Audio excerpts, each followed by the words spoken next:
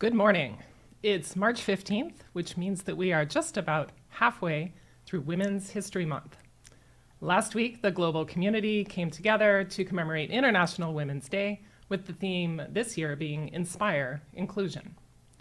Earlier this week, on March 12th, the United States recognized Equal Pay Day, which calls attention to the pay gap between men and women. And the United Nations also hosted the Commission on the Status of Women. Next week, or really over the next few weeks, communities around the country and really around the world will be hosting art exhibits, concerts, film screenings, and even 5 and 10K races and beyond, really just to draw attention to the often overlooked achievements of women throughout history. So sitting here in Washington, D.C., as we are, it's a good moment to examine both in the United States and abroad where the movement for women's rights has been, what the situation is currently, where things are headed, and what are the forces creating change? Is it advocacy from below? Is it policy from above? Is it connected to larger social, political, and economic forces, or is it all of the above? I'm Katherine Bliss, Senior Fellow with the CSIS Global Health Policy Center, and it's my pleasure to join my CSIS colleague, Hadeil Ali, Director of the Diversity and Leadership in International Affairs Program, in hosting Rachel Vogelstein, Special Assistant to President Biden and Deputy Director of the Gender Policy Council, to discuss some of these very questions. Now, just over 3 years ago, on International Women's Day in 2021, President Biden established the Gender Policy Council by executive order. And the goal underpinning the order was very straightforward: to ensure that the federal government is working to advance rights and opportunities regardless of gender or gender identity in advancing domestic and foreign policy, including by promoting workplace diversity, fairness, and inclusion across the federal workplace and military. And the Council is really charged with coordinating federal efforts and working across executive departments and agencies in support of that goal. Now, from the perspective of the Global Health Policy Center, we've been following the work of the Gender Policy Council carefully.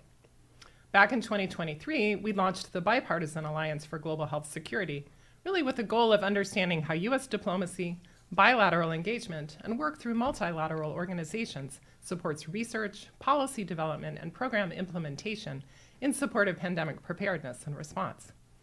And one of the important lessons revealed during the COVID-19 pandemic was that there is no health security without health equity. That is, equitable access to health services and innovations meant to respond to health crises, such as outbreaks of infectious disease, but also natural disasters and other emergencies. Through our research, working groups, and convenings like this session, we've come to see that in order to have an effective response, it's critical to think about inclusion and access from the very beginning of research and development processes and program design. How will the most vulnerable people be able to take advantage of new products if women are not part of clinical trials processes or their needs aren't taken into account in thinking about product delivery? How will they be served? And so, as we've thought about inclusion and gender dynamics, we also look at the health workforce. We know that women comprise the majority of health workers, and health programs rely on women to deliver services, such as immunizations, to remote and often conflict-affected settings. But when those women face insecurity and even violence in the course of delivering services, it puts them in harm's way and it undermines the very programs they're trying to implement. So we really can't talk about health security without talking about human security, which means talking about gender equality and security. So Hadeil Ali, I am so excited to be able to join with you in welcoming Rachel to this conversation. DLIA has been working a great deal on these issues, both within the international affairs workforce, but also in what it means to be inclusive and use a gender lens when thinking about foreign policy and diplomacy. So it's really great to have you here today. Thank you so much, Katherine, for this wonderful framing, and thank you so much for having me here. Rachel, it's an honor to host you at CSIS, and thank you for your leadership. What I hope to do is share a little bit of how this work is connected to DLIA, the program that I lead here at CSIS, and make a few points on the strategy that hopefully will open up our conversation here today. So the Diversity and Leadership in International Affairs project at CSIS is one of the only standalone programs within the think tank space, if not the only program that looks both inwardly at our own organization as we think about issues of inclusion and equity, like you alluded to, Katherine, but also what does that mean for foreign policy and national security. I think internally for our own organization, I think that's quite similar with what we've seen with the federal government ensuring that it is a model employer on issues related to diversity, equity, and inclusion and accessibility. On the second part of it, thinking about what is the intersection between DI and national security, and making sure that it's not understood as a social justice program, but it's what makes our country better. We like to make sure that people understand that embracing diversity is not just a moral imperative, it's an equally essential strategic advantage for U.S. national securities. If we don't do that, if we don't have people that look like the diversity of the United States, it ultimately will hurt the credibility of our policies and what we look to do both at home and globally. We see that research from, especially on the corporate side, shows that when we welcome and support diverse individuals, we have better outcomes. We have a wealth of perspectives, ideas, and solutions, and that allows us to equip us to respond to the ever-growing challenges that we have been seeing today. A lot of the questions that we like to ask ourselves in our program, and I think those are very similar to the questions that I saw in the National Gender Strategy, is whose voices are elevated, whose voices are missing, whose voices tend to be at the table, whose voices are part of decision-making processes, who's in leadership positions. Are there equitable policies and processes that are in place to allow everyone to fully participate, not only within our organization, like CSIS, but also you can take that same question to our country, to the scope of the United States. And again, as I mentioned, I think all of these questions are embedded into the national strategy. I'd like to make 5 very quick points on the strategy that I think will open up the discussion that I think were very important to the work that we're doing here at the center. One is when we talk about women, making sure that we're always thinking about all women, right? At times, I see that when we talk about women and then women of color, right, as separate categories. Now, that doesn't take away from the fact that there's certain considerations that need to be made for Black women or Indigenous women as we think about healthcare access, like you were talking about, Katherine. But again, making sure that the assumption is when we talk about women, we are embedding the diversity of all women in the United States or globally. The second point is on unpaid labor. And Rachel, we were talking a little bit about this before our conversation here. Women take up that burden, unpaid office work and unpaid labor at home as well.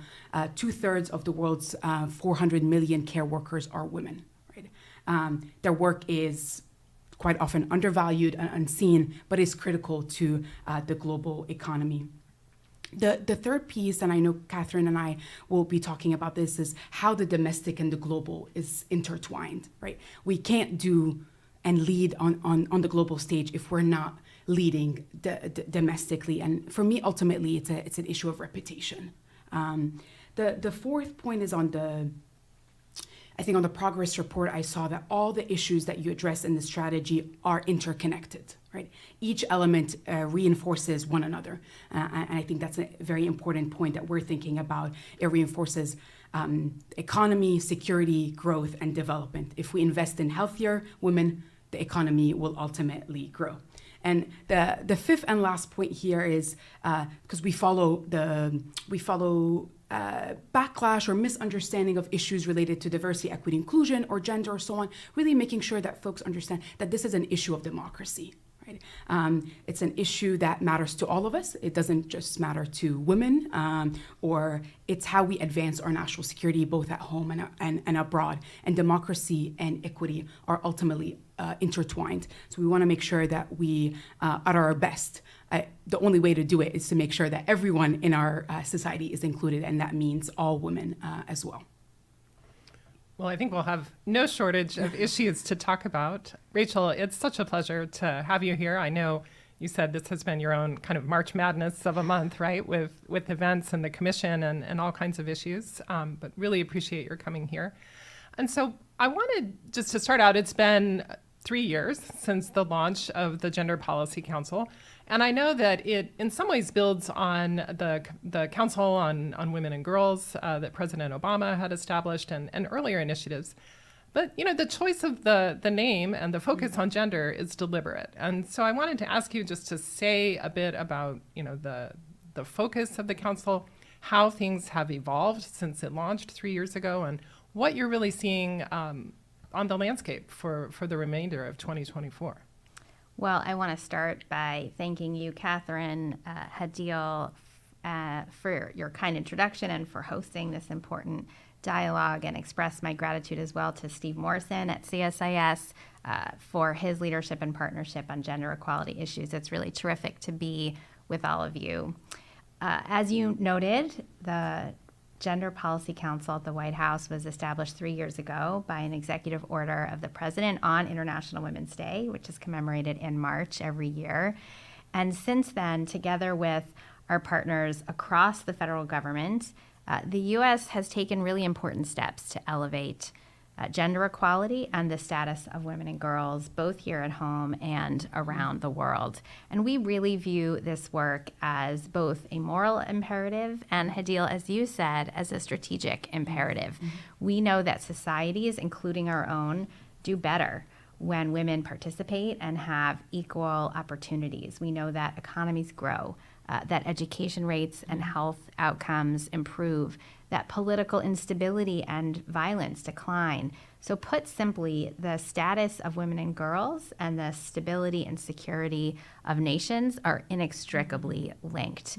So to achieve the vision of the Gender Policy Council, the Biden-Harris administration has marshaled historic resources, has mobilized new partnerships, and really spoken out in support of the rights of women and girls everywhere.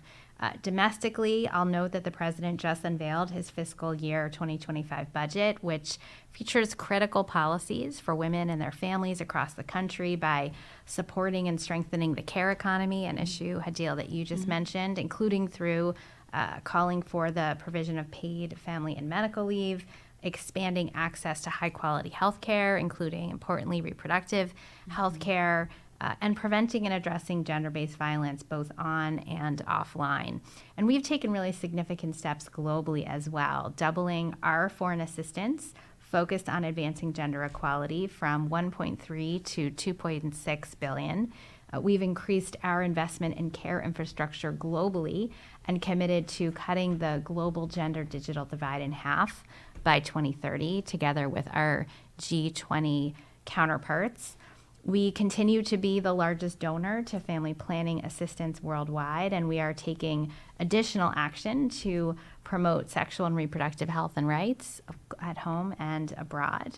And we are strengthening the government's exercise of financial, diplomatic, and legal tools to, importantly, promote accountability for conflict-related sexual violence, including by imposing the first ever set of sanctions focused solely on that particular aberrant human rights abuse. And we are also addressing the alarming rise in technology-facilitated gender-based violence and its chilling effect on women's political participation and ultimately on democracy. So this is just a sample of the work that we're currently doing at the White House Gender Policy Council, importantly, in close partnership with our colleagues across the U.S. government. You've mentioned a lot about partnerships and the role that partnerships kind of across civil society and the agencies and I think also with academia and the private sector can play in bringing attention to some of these critical challenges. But you've really also, I think, highlighted maybe the double-edged nature of digital access. On the one hand, really an amazing tool for bringing people together and raising awareness, but also potentially a way that can lead to the exploitation of some groups instead. I want to turn to you, Hadeil, to reflect a little bit on you started talking about the national strategy and some of the ways that you've been thinking about these issues of partnerships and intersectional work and really say a little bit about how you're seeing some of this play out, both in the work you're doing here at CSIS and further afield. Mm-hmm. Absolutely. Thank you, Rachel, for your opening remarks.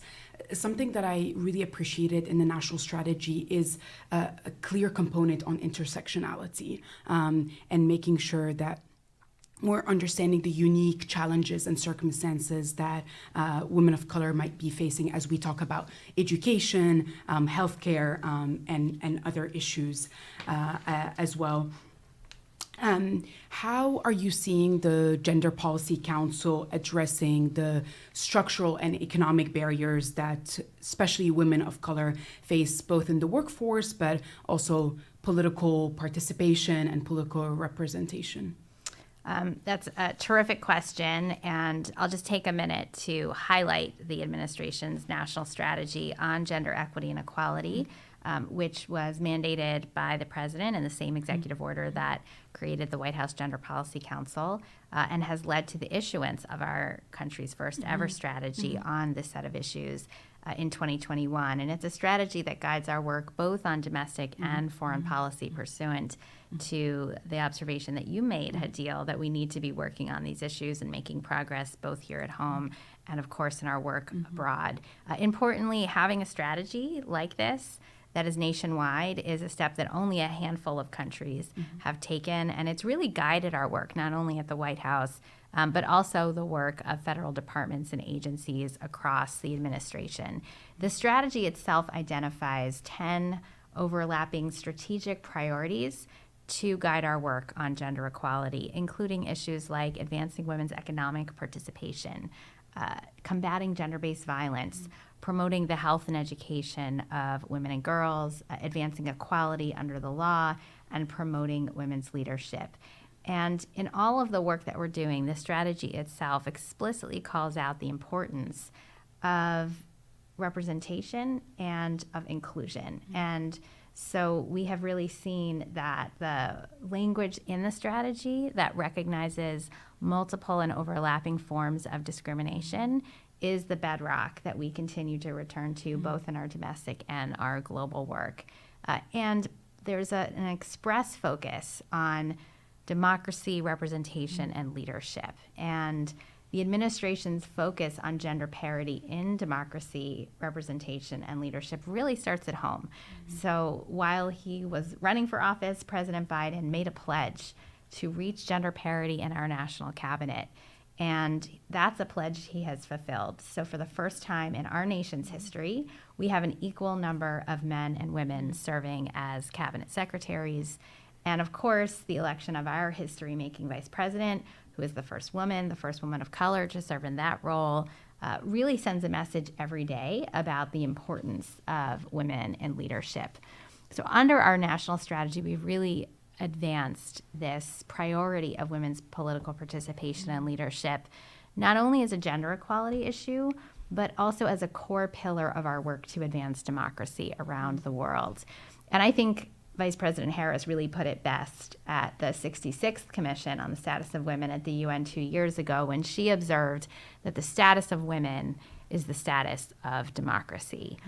But we also know that while women at the decision-making table makes democracies more stable and secure, that there are significant gaps in women's political participation and leadership, that women remain grossly underrepresented at all levels of government. Today, women serve as heads of state in only 26 out of 193 countries around the world. Women have reached gender parity in national cabinets in only 13 of 193 countries. And we see gender parity in parliament and legislatures in only 6 countries around the world. So there's a lot of work to do. And in this particular moment in the 21st century, we see that women in public life are facing online harassment and abuse for raising their voices. Issues like doxing, targeted disinformation campaigns, deep fake, non-consensual, intimate images. These threaten women's participation in the political sphere, in public life, and leadership, and that in turn undermines democracy. So that's why closing gender gaps in leadership and participation has been a pillar of the summits for democracy that President Biden has led, and this will be an issue that's featured again at the upcoming third Summit for Democracy that will be hosted by our partners in the Republic of Korea later this month. And since President Biden hosted the first Summit for Democracy in 2021, the administration has invested about $50 million in programs to dismantle barriers to women's political participation and help build the pipeline. And we're also working with 13 other countries as part of what's called the Global Partnership for Action on Gender-Based Online Harassment and Abuse to tackle threats against women leaders online, which, as I observed, really imperil not only the well-being of individual women and safety of individual women, but actually women's participation in democracy. But we know there's a lot more work to be done. And so just recently when I was in New York at the UN Commission on the Status of Women that met this month, we announced that the Biden-Harris administration is launching a new partnership to increase resources that are focused on closing this gap in leadership, including through programs that address threats to women leaders on and offline. And so the goals of the initiative are really threefold. First, to invest in programs that build and sustain a diverse pipeline of women leaders. Second, to address barriers to women's political participation on and offline, including addressing technology-facilitated gender-based violence. And third, to establish a global community of practice of leaders, of organizations that are working on this critical issue. We are inviting other governments and multilateral organizations and foundations to join us in this critical work, and we are hopeful that combining our efforts together, we can help to narrow this gap. So you've talked a bit about the role of the United States at the Commission on the Status of Women and in crafting some of these partnerships to, really look at the challenge of, the issue of gender equality within democracy and also some of the digital challenges that you've talked about. Let me ask you a little more, though, about the practice of diplomacy. When we look at, there's the bilateral relationships, the work with the UN, you've talked about the increase in foreign assistance from USAID and other agencies around not only political participation and access to reproductive health care and some other issues like that. But when it comes to the kind of daily practice of diplomacy at the embassy level and within those relationships with different countries, do you see a feminist foreign policy kind of permeating all aspects of the practice of U.S. diplomacy, and how easy or difficult is it to really kind of ensure that thinking about gender becomes part of all aspects of the diplomatic engagement, whether it's trade or work on military issues or democracy? That's a great question, and I think the strongest sign of this administration's commitment to advancing gender equality through our foreign policy, through our diplomacy, is the issuance of this first ever strategy on gender equity and equality, which really has elevated this issue across the entirety of the work that we're doing in the federal government, including, of course, in all of the agencies that are working on foreign policy and national security every day. But let me give you a concrete example, because one of the priorities that's identified in this strategy is the importance of elevating gender equality in security and humanitarian relief. And pursuant to that priority, last year we released a Women, Peace, and Security Strategy and National Action Plan. And our new strategy identifies new and emerging challenges and outlines several priority themes. So first, it addresses the importance of elevating women's leadership and participation in fragile, crisis, and conflict-affected settings and contexts, including by advancing accountability for conflict-related sexual violence.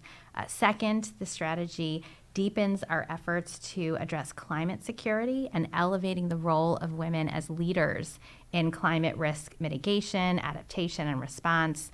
Third, the strategy promotes digital inclusion and addresses this rise in technology-facilitated gender-based violence, which disproportionately affects women public figures, as we discussed. And then finally, the strategy advances women's participation and protection in the defense and security sector, particularly through the elimination of barriers to their recruitment, their retention, promotion, and modeling accountability for gender-based violence within our own system, our own armed forces. And implementation is already underway. So I'll give just a few examples. Certainly, the administration has taken many steps to promote women's participation and protection in the U.S. military. So as Commander-in-Chief, President Biden has really made it a top priority to eliminate obstacles to women's military service, including advancing historic military justice reform and expanding support for military survivors of gender-based violence. In addition, under the Biden-Harris administration, we've seen women commanders really rise to unprecedented levels in the ranks. The first woman now to serve as the Chief of Naval Operations and on the Joint Chiefs of Staffs. We've seen the first woman to serve as Commandant of the U.S. Coast Guard, the first woman service chief of any U.S. military service. So that's really important progress as well. We've also strengthened women's participation in conflict prevention and resolution. For example, we have expanded our Women, Peace, and Security Incentive Fund, which invests in women's leadership and empowerment to help break cycles of conflict and crisis and counter violent extremism. And since its launch, this fund has provided more than $70 million in 17 countries, including most recently in Haiti, in Burundi, in Libya, and Armenia. And while there's clearly more work to do on this important imperative, this work demonstrates a commitment to elevating gender equality in our national security efforts. And we have also advanced women's and girls' civic and political participation. But I think with respect to your question about how we can ensure this work continues and that how it has changed our diplomacy, I think it's actually worth taking a step back and looking at the history of U.S. commitment on women, peace, and security over the last 15 years, really from the launch of the first National Action Plan on Women, Peace, and Security, which was overseen by Secretary Hillary Clinton in 2011 and then concretized in an executive order issued by President Obama.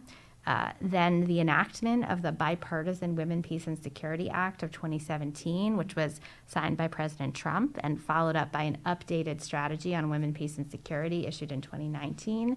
And now, of course, we have the Biden administration strategy and national action plan, which takes the work forward in the ways that I described. But I think looking at the important commitment that we've seen to these issues across administrations really is a testament to how we are seeing this issue begin to be integrated into our national security and our diplomacy more and more with each passing administration.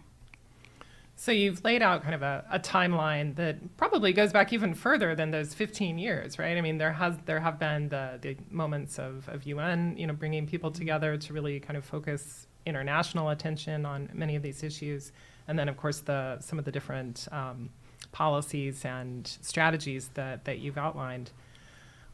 Within the recent strategy on women, peace, and security, you've talked about the challenge of when women are really targeted in the context of conflict with sexual violence in particular, whether by armed forces or by other forces. And I just wanted to ask if you could say a little bit. I mean, we've certainly seen, with conflicts. I mean, you talked about what's happening in Haiti, certainly the conflict in Israel and Gaza, Ukraine. We've seen accounts of sexual violence in the streams of migrants through Central America and Mexico. Like, how, from the perspective of the council, are you working, across the agencies and through these partnerships to really, I guess, focus on understanding the perspectives of the people, the women who are experiencing this, and ensuring that their voices and their experiences are really taken into account at the highest levels? Well, you're absolutely right that conflict-related sexual violence continues to be a pervasive security threat and human rights abuse in conflict situations around the world. You mentioned many of the places where we see this occurring, from Ethiopia to Ukraine to, of course, the recent reports of violence used by Hamas as part of the October 7th attacks. And we know that accountability for rape in wartime remains exceedingly rare. But we also believe that this outcome is not inevitable and that we can and must take steps to address this crime. And pursuant to the history of U.S. leadership that you were referencing, that on women, peace, and security through our own laws and policies goes back 15 years. But you're absolutely right that there's a longer history in terms of our engagement at the UN on this issue, including under the Bush administration when the United States championed the adoption of UN Security Council Resolution 1820, which first recognized that sexual violence used as a weapon of war can constitute a war crime or a crime against humanity or a constituent element of genocide. And that was followed in the Obama administration under Secretary Clinton's leadership with the introduction by the U.S. and ultimate adoption by the Security Council of Resolution 1888, which created the position of the Special Representative to the Secretary General on sexual violence and conflict and facilitates the investigation of these situations of particular concern in real time. In fact, the Special Representative to the Secretary General, Pramila Patten, who's serving in that role now, just returned from a trip to Israel and to Palestine and issued a report about the findings that she accumulated there. Under this administration, improving accountability for conflict-related sexual violence has been a really top priority to President Biden and to Vice President Harris, who have both worked on this issue for a long time. Despite this international framework, there's too long been a gap between rhetoric and action that has really left perpetrators of conflict-related sexual violence unpunished, and importantly, to your point, Katherine, survivors without access to justice. And we have met with and listened to survivors in formulating the policy that we have pursued in the Biden administration that's really focused on helping to close this gap and to address the cycle of impunity by issuing a series of new policies to both prevent and also to address this crime. So first, to ensure that sexual violence and conflict is addressed at the outset of any conflict, the U.S. has expanded our flagship humanitarian initiative called Safe from the Start, which ensures that gender-based violence prevention and response is part of our humanitarian response. Second, to document sexual violence wherever it occurs. We're supporting civil society efforts to investigate and document the crime, including a new $10 million investment in line with the Murad Code, which is named for Nadia Murad, a courageous Yazidi survivor of sexual slavery at the hands of ISIS, who's really been driven by survivors in the work that she's put forward. And third, to promote accountability for perpetrators and enablers of sexual violence. In 2022, President Biden issued a presidential memorandum on promoting accountability for conflict-related sexual violence, which really strengthened the standard under which the U.S. can impose consequences, including sanctions and visa restrictions for those who perpetrate this crime.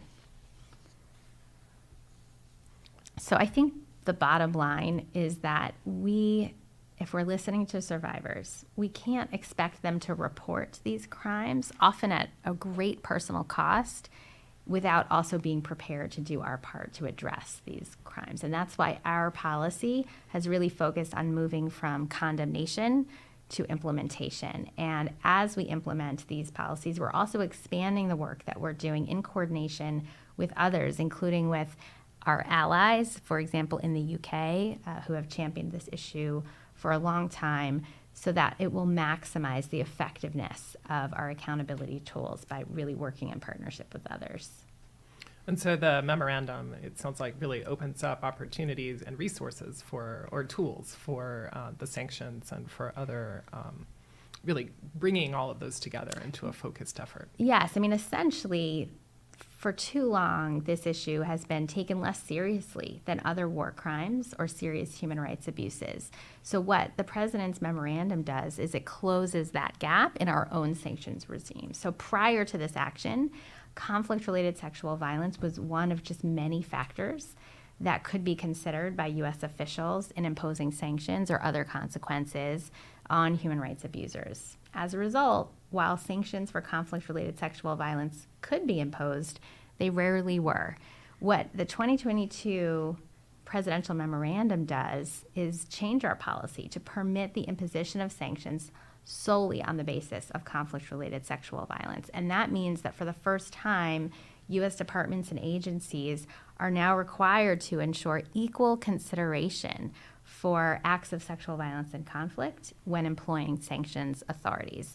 And that has resulted in some change. We have seen the imposition of sanctions first last June, which marked the first time that we saw a dedicated focus on conflict-related sexual violence leading to the imposition of sanctions. These were sanctions that designated political and military targets from South Sudan who oversaw the rape and murder of civilians during the civil war there, and 2 ISIS terrorists who were responsible for the rape and torture of Yazidi women and girls. And then this past December, we announced a second round of sanctions, then against 13 targets from 4 countries for their connection to acts of sexual violence, which was the largest set of financial sanctions and visa restrictions the U.S. has ever imposed against individuals who are connected to this human rights abuse. And that included designations against, individuals from armed rebel groups in the Central African Republic who forced girls into sexual slavery and perpetrated rape and sexual assaults, gang members from Haiti responsible for or complicit in the sexual violence and abduction of folks, one survivor who actually identified someone as directly responsible for more than 1,000 documented cases of sexual violence in 2022 alone. So these are really serious crimes. And with not only the issuance of this presidential memorandum, but its implementation, we are doing what we can to close this gap between rhetoric and implementation and to ensure that we are imposing accountability where we are able to do that. Really a comprehensive approach. Thinking, kind of taking the conversation back here to the domestic experience, certainly, the last 4 years have been a tumultuous period for many reasons, not least we just celebrate is probably not the right verb, but commemorated the announcement of COVID-19 as a global emergency. And certainly women have really been at the forefront of the response and the experience of COVID. I know we did quite a bit of work on the international dimension, but Hadeil, you've looked at some of this particularly through the domestic lens. So. And I want to echo a couple of points that you made, Rachel, just earlier in your remarks on that representation matters, but moving beyond that to the retention, peace, promotion, pay equity, and benefits. Often we see data shows that that's where we see a gap. We've been doing better on bringing in more women to the workforce, but then what happens when they are in the workforce? Are they getting the promotions? Are organizations able to retain them? And then the second point that you mentioned on that, making sure that women, peace, and security principles are integrated across all U.S. policies and programs. Earlier, Rachel, you talked about the global community of practice. I really love that term, and thinking about how governments, civil societies are supporting each other. And I think about the global fight for women's rights. Of course, as Katherine mentioned, in the past few years, we've seen, especially with women, both at home in the United States, but across the world, have struggled with keeping their jobs, access to healthcare, and so on and so forth. I assume that there's still some positive stories that we've seen. Where are some of those stories of success that we've seen with that global fight for women's rights, women supporting each other across borders? But I'm sure in some other cases as well, the COVID-19 pandemic was a painful reminder of the gaps and disparities from education to health and the economy. So would love your thoughts on these issues. Well, we are certainly doing our part to help recover from the setbacks that we have seen both at home and around the world during the pandemic with respect to the lack of care infrastructure that was made painfully apparent to those who weren't already aware of it, the rise in gender-based violence that we saw, and challenges in access to healthcare. There are so many issues that really came to the fore, that have been exacerbated, that have shaped our strategy in responding in this moment, both here in the United States and globally. But I think it's important to note that despite the hardships that so many women have faced over the last several years, that women around the world have continued to fight for their rights and participation. And so when I think about the women who have been on the front lines of the fight for women's rights over the past few years, I think about women in Iran, for example, who responded to the killing of Mahsa Amini with a historic movement, the Women, Life, Freedom movement, calling for women's rights and for a free and democratic future in the face of really brutal oppression and violence. That's a movement that not only affected Iran, it inspired people across the globe who are tirelessly advocating for gender equality and for respect for human rights. I also think about women like the Nicaraguan activist Suyan Barahona, who was unjustly imprisoned for 2 years in Nicaragua for her advocacy for democracy, for justice. Upon release from imprisonment, after being stripped of her citizenship, Suyan has refused to back down, and she now serves as the leader of a new effort to advance women's political participation and leadership globally to ensure that women's voices everywhere are protected, are supported, are heard. And I think about the 12 women who just received the International Women of Courage Award that is handed out by our First Lady, Jill Biden, and our Secretary of State, Antony Blinken.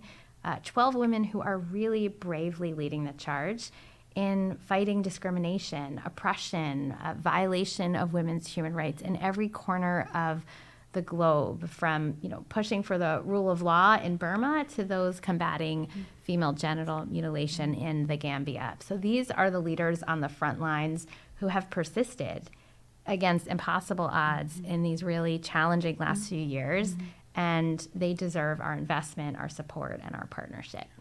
And as you alluded to, although the examples might be different in terms of the cultural context from Nicaragua to Iran and other countries, but ultimately these women are fighting for the same thing, the same ideals and the same values, and for them to be able to also come together and exchange ideas and support one another, I think ultimately helps move all of us forwards.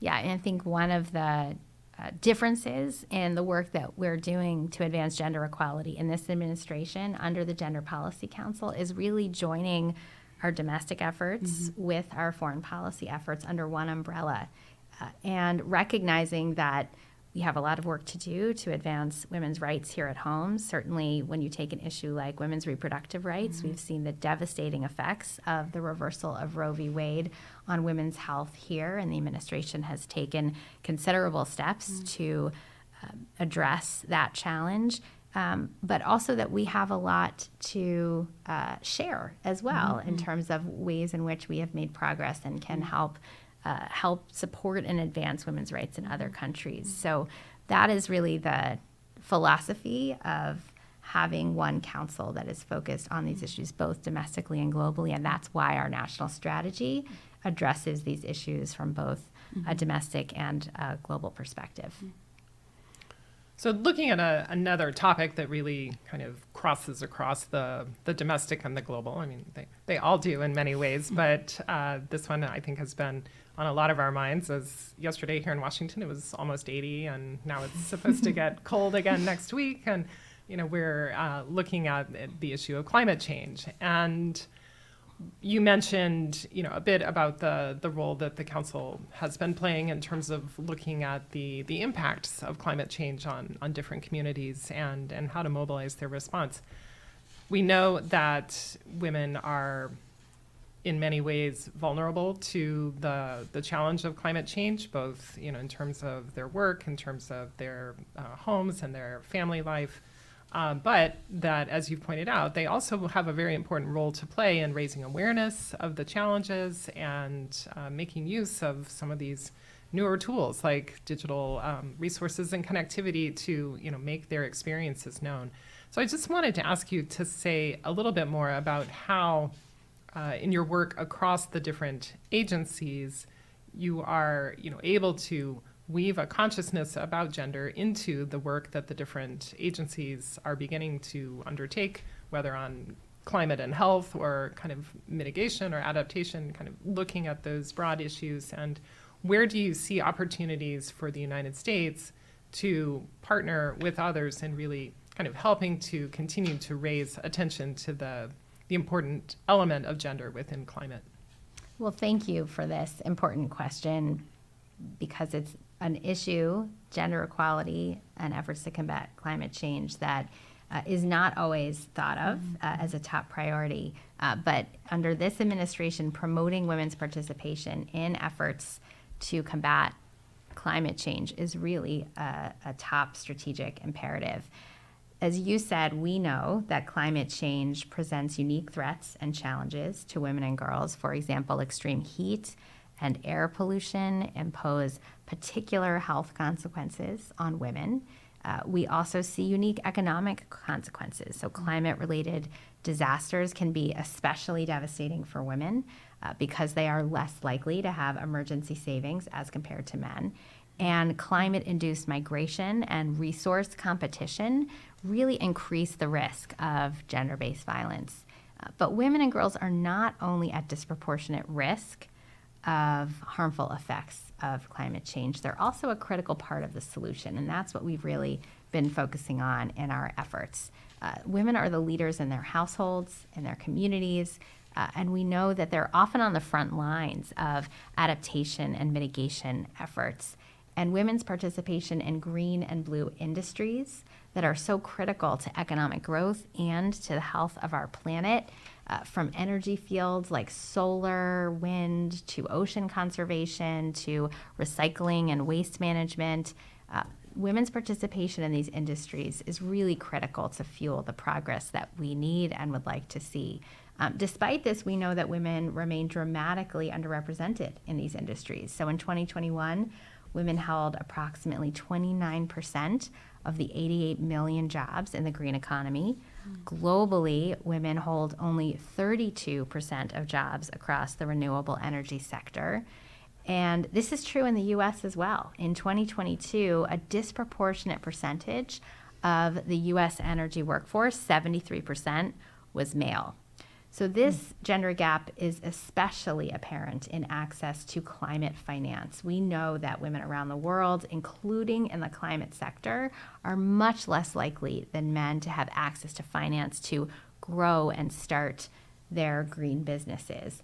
So unless we act now, these gender gaps will only continue to grow. So for example, by 2030, the green economy is expected to generate 67 million new jobs, but current estimates project that women will hold only a quarter of these.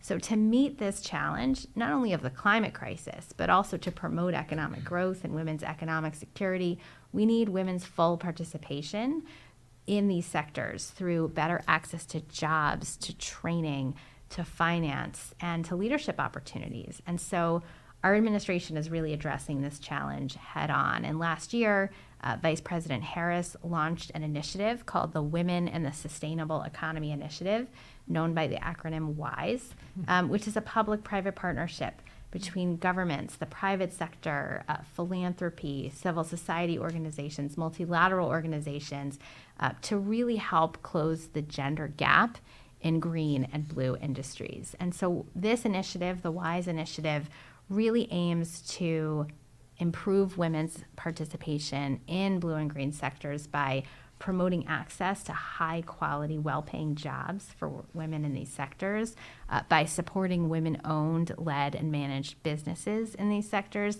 and by eliminating other barriers to women's economic participation. And to date, we've mobilized over $1.4 billion to the Women in the Sustainable Economy Initiative, including more than $600 million from the U.S. And we continue to expand this historic partnership by securing new commitments. And I'll give you an example of some of the work that we're doing. One of our flagship programs under this initiative is called the Climate Gender Equity Fund. USAID has launched this fund alongside members of the private sector, Amazon, the Visa Foundation, Reckitt, the UPS Foundation, to increase access to climate finance for women. And this Climate and Gender Equity Fund aims to raise $60 million in capital from corporations, foundations, multilateral organizations, and others for grants that support women-led climate solutions. And so far, they've already raised $20 million in their first year. Just this week at the Commission on the Status of Women, we announced the 2 awardees from its first round of grants that have helped to fund accelerators and incubators that support women-led startups and entrepreneurs working on clean energy, on smart agricultural solutions, and other solutions that are focused on addressing the climate crisis. So as we grow this initiative and implement it, we want to partner with more folks who are focused on elevating women's participation in this critical fight against climate change. And we hope that many others will join us. Lots of wisdom there in those words. Hadeil. As I'm hearing all of that, I know I'm taking away a few things that you're saying, Rachel, that are really resonating. One, the importance of partnerships, both at home and then globally as well. You said how critical it is that women are part of the solution. I think that's sometimes something that's overlooked. The communities that are closest to the issues are the ones that have the most informed solutions. And so making sure that women are always at the table, not only at the table, but also making sure that their perspectives, their solutions, and their ideas are incorporated as we're thinking about any of the set of challenges that you've highlighted here. Something that I'm always thinking about in terms of the diversity, equity, inclusion work, both at CSIS, but also within national security and foreign policy, is the question of accountability. And I think you've talked so much about the gap between rhetoric and implementation, and how do we make sure that we are keeping ourselves accountable and ensuring clear results. I know that's something that can be the most challenging to do, and folks looking from the outside, that's what they want, is that accountability piece, seeing that we're closing the gender gap. So looking forward to seeing the continuation of all of these projects, and that it is a priority to make sure that that accountability piece is central to everything that you are doing. That absolutely is a watchword for us in the work that we're doing. And I'll give an example of how we're promoting accountability through some of the initiatives and policies that we're leading, and also how we're promoting accountability in the work that we're doing at the Gender Policy Council. So one example I will give is our work on the Women in the Digital Economy Initiative. Vice President Harris, on her first trip to the continent of Africa, announced that the U.S. would invest in a new fund, the Women in the Digital Economy Fund, to help close the gender gap in access to the internet. This is a challenge to women's economic security. It's a challenge to women's political participation. In the 21st century, the gender gap between women and men in access to the internet is really a rights issue. And we have worked together in the U.S. government to elevate this issue and took it to the G20 and worked with G20 leaders to secure really an historic commitment to close the gender digital divide, to help cut it in half by 2030. And so that type of a commitment that's G20 wide, it was in the G20 Leaders Declaration last year, will help us promote accountability. We now have a concrete target that we are measuring ourselves against. And this new Women in the Digital Economy initiative that we have launched is yet another public-private partnership with governments, with private sector, with multilateral organizations to help mobilize towards meeting that goal. But having the target in the G20 Leaders Declaration was a really important element of ensuring that we have accountability and a goal that we will be measuring ourselves against as the work continues.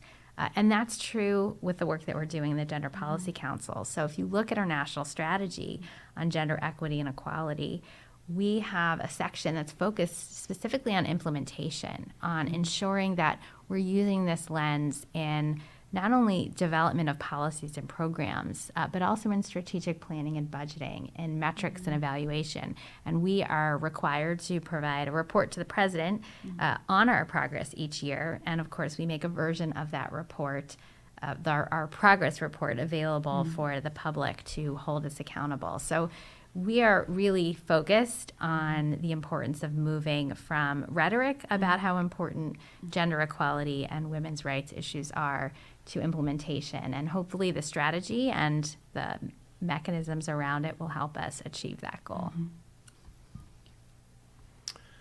Well, Rachel and Hadeil, we're getting close to the end of our time here, and I want to ask each of you to take a chance to look ahead beyond 2024. Rachel, you've mentioned 2030 a number of times. Certainly that's when the Sustainable Development Goals are coming into focus, or we'll be taking stock of what we've achieved at that point.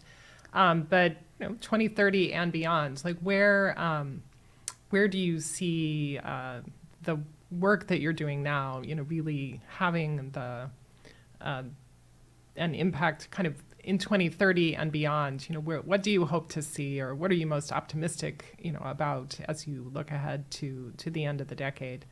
And, Hadeil, similarly, like where, as you think about your own work and the work that the Gender Policy Council is doing, what are the milestones you'll be looking for, at that point and beyond? Well, I am relentlessly optimistic, which is a blessing or a curse, depending on who you're talking to. But one of the reasons for my optimism is this rising generation of leaders. And not only did we bestow International Women of Courage Awards at the White House last year and this year, but last year we also, under Dr. Biden's leadership, under the leadership of our First Lady, issued our first set of awards for girls leading change. And we were able, through this program, to honor and recognize girls who are at the forefront of pushing for human rights, for progress in their communities. And those leaders of the future are the reason that I am optimistic that we will continue to make progress. I mean, we've already seen important ways in which our government bureaucracy has shifted to accommodate and incorporate these issues. Women, Peace, and Security was one example of that. But it is these leaders of the future who I believe will take this issue and mantle and continue to run with it, and why I believe we'll continue to see positive change. I couldn't agree more as pertains to the work that we're doing at CSIS.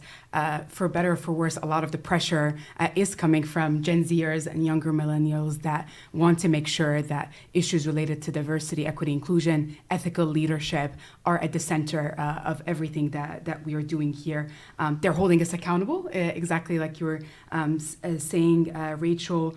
And they're also making sure that we understand that these are issues of human rights. Ultimately, it's not just an issue of women's rights, it's human rights, it's issues of democracy, and to make sure that our reputation, both domestically but also abroad, that is really tied into how we're thinking about issues of social justice, issues related to equity, in education and healthcare. We can't be doing that work both at home or abroad without that next generation that's really holding us accountable. So they're the ones giving me hope. They're putting the pressure on us in terms of our work, and making sure that it really is seen as a priority, and making sure that I emphasize it makes us all better. Right? These are issues we talked a lot about gender, but ultimately it makes all of our society much better, really making sure that that is understood. And very similarly with issues related to diversity, equity, inclusion, it makes all of us much better and more supported. Well, on behalf of our programs here at CSIS, Rachel, thank you so much for joining us today. You've shared a vision of gender equality and security, the work of the Gender Policy Council. We've talked a lot about partnerships, about the role that newer resources, I guess, like digital tools, like new modes of ensuring access to financing and other kinds of legal instruments can play a role in ensuring gender equality. And, really, I think, have made very clear the case for thinking about gender and security as a critical element of national security. As I think Hadeil started at the beginning, it shouldn't be whatever the topic is and gender, but it should be, and women, but we should really be thinking about these issues in a very integrated way. So thank you very much for joining us today. And I want to thank our audience for joining today to talk with to join this conversation about during Women's History Month, about the Gender Policy Council and a little bit about where, its origins, where the policy has been, what some of the current issues are, and what we can hope to see around the movement for women's rights, for political participation and economic integration in the years to come. We've talked quite a bit about the impacts of conflict, the pandemic, and climate change on women and women's organization. And I hope you'll agree with me that as we think about not just Women's History Month, but the theme of International Women's Day, Inspire Inclusion, that it was an inspiring discussion about the importance of including women in all aspects of discussion around security. Thank you.